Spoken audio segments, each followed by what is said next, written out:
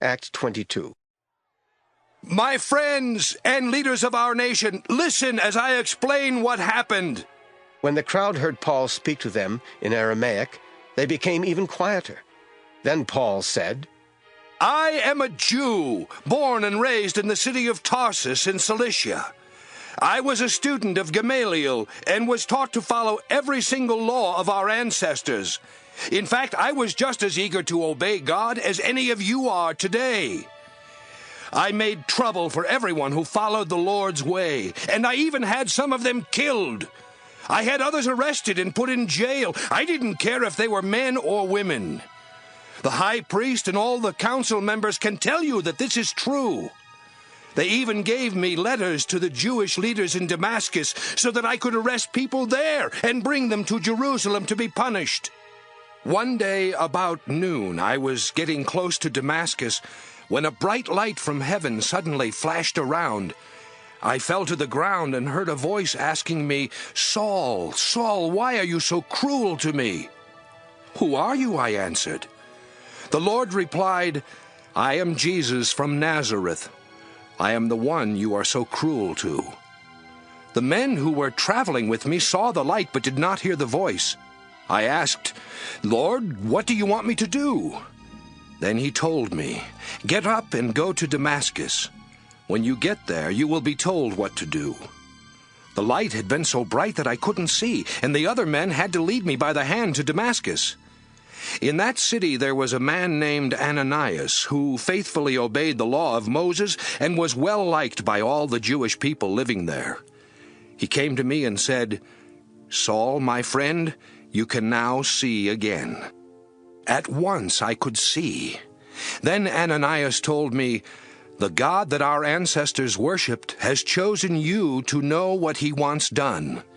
He has chosen you to see the one who obeys God and to hear his voice.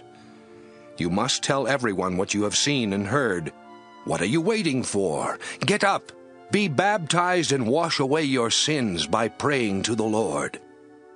After this, I returned to Jerusalem and went to the temple to pray.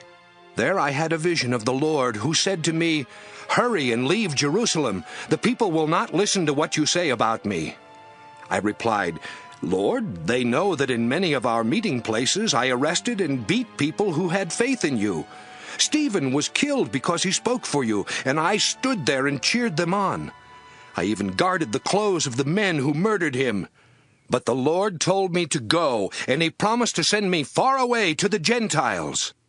The crowd listened until Paul said this. Then they started shouting, Get rid of this man! He doesn't deserve to live!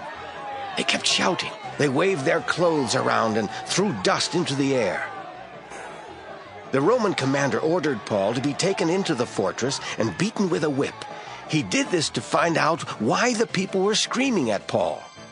While the soldiers were tying Paul up to be beaten, he asked the officer standing there, Is it legal to beat a Roman citizen before he has been tried in court?